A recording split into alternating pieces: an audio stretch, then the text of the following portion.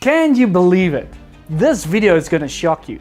How can an activist that skips school once a week for how many years already receive a theological doctorate degree, yet she didn't study theology? This is shocking. I'm talking about Greta Thunberg.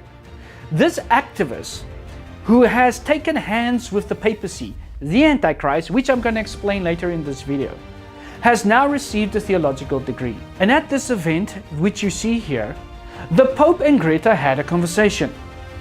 She said, "Thank you for standing up for climate and speaking the truth. It means a lot." And then the Pope replied, "God bless you. Continue the work. Continue. Go along. Go ahead." So we see Greta and the papacy taking hands. In this video, we want to explore this topic more. Is climate change actually a religion and preparing the world for the mark of the beast? Keep on watching.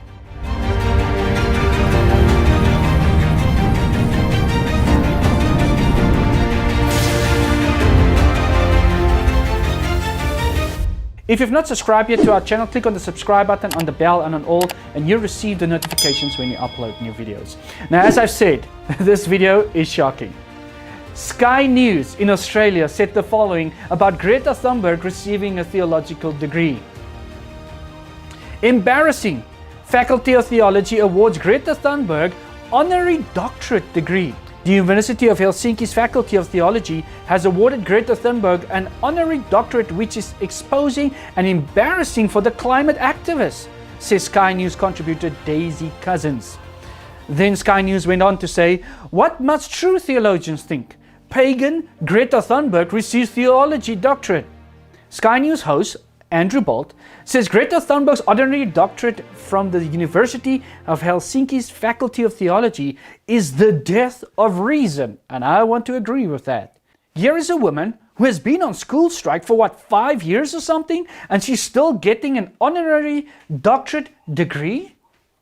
Mr. Bolt said, "My friends, what in the world is going on? How in the world can this young lady receive a doctorate degree in theology when she's not a theologian? She's an activist." This is proof that climate change is a religion. Let's take a recap as to who the Antichrist is. According to the Bible, there are certain aspects that you can gain from Revelation chapter 13 and Daniel chapter 7 that shows us who the Antichrist is. In this video, I want to give you a few pointers as to how to identify the Antichrist. But click on the card in the upper right corner and you receive much more information as to how to identify the Antichrist. Here are a few pointers.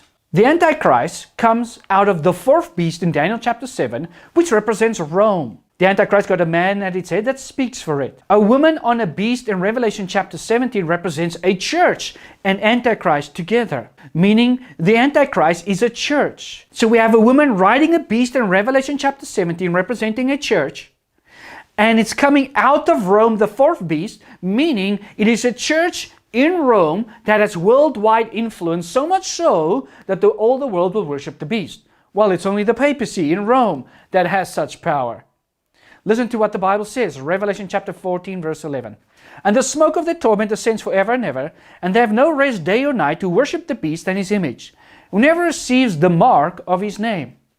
The Bible says the mark of the beast is the mark of his name. So it's the mark of the papacy, and we need to look at the name of the papacy to find out what the mark of the beast is.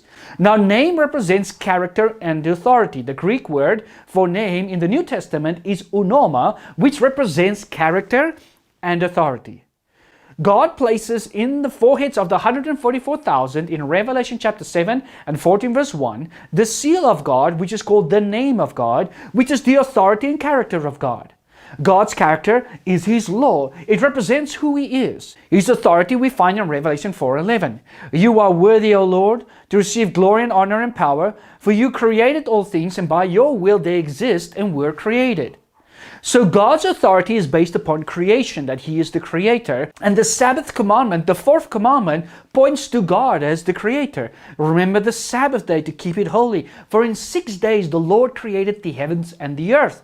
So the Sabbath points to God's authority. It's the seal of God. And the law of God is the character of God placed in our foreheads or in our minds, so that we live lives based upon God's character. Now the name of the beast is His law, it's His authority. What is the papacy's authority over the world? Well, the papacy themselves will tell us what the mark of the beast is according to them. Letter October 28, 1895. Of course, the Catholic Church claims that the change was her act, and the act is the mark of her ecclesiastical power and authority in religious matters. The papacy says that them changing Sabbath to Sunday, worshiping God on the holy seventh day to the first day of the week, sun worship Sunday, is their mark of authority. What is the mark of the beast? It's the mark of his name, the mark of his authority. So Sunday is the mark of the beast. Let's see what they say in the Catholic record. Sunday is our mark of authority. The church is above the Bible, and this transference of Sabbath observance is proof of that fact. The fact that they changed the Sabbath to Sunday is proof that they have authority over humanity. So the mark of the beast, the mark of the papacy, is Sunday. Now, why did I go to the mark of the beast when I'm talking about Greta Thunberg receiving an honorary doctorate degree? It is because we are showing in this video that climate change is a religion. Why would you receive a theological degree for a climate activist? It doesn't make sense. Well, let's see how they are pushing for a Sunday off, a holy Sunday, because of climate change. Climate Sunday.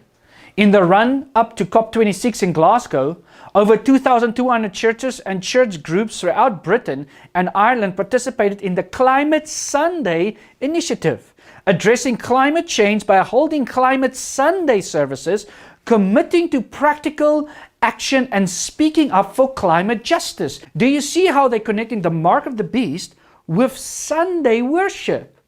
It shows that climate change is an agenda to enforce the mark of the beast. It's part of the agenda. It's not all of the agenda, but it's part of the agenda. And Greta receiving this doctorate is proof that climate change is a religion. It's not something that is just because of the earth. It's actually a religion leading to the mark of the beast. Sunday law is coming, this article says. A modest proposal for a day of rest. Why? Because during COVID-19, when China was in lockdown, here on this graph, you can see on the left how you have the red zone that had pollution, and when they were in lockdown, you can see on the right, they had no pollution, and now they're calling for a day off, protecting the environment, Sunday. And then the Pope wrote in his encyclical letter, Laudato Si, that we need to fight for Sunday again. We need to have Sundays off to protect the environment. And in this article, as G7 begins, the world needs climate Sundays, and while Christians more than ever, we are calling on all UK churches, all 50,000 worshipping Christian communities in the UK to do three things. First, to hold a climate-focused service before COP26. This year provides a unique opportunity for UK churches to act and speak up together on the environment. For maximum collective impact, Climate Sunday is our best way in doing so.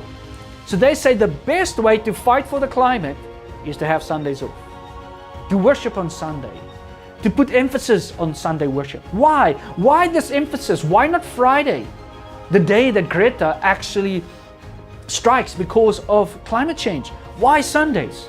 It's because it's the mark of the beast. My friends, we are heading towards the end. How soon? We don't know.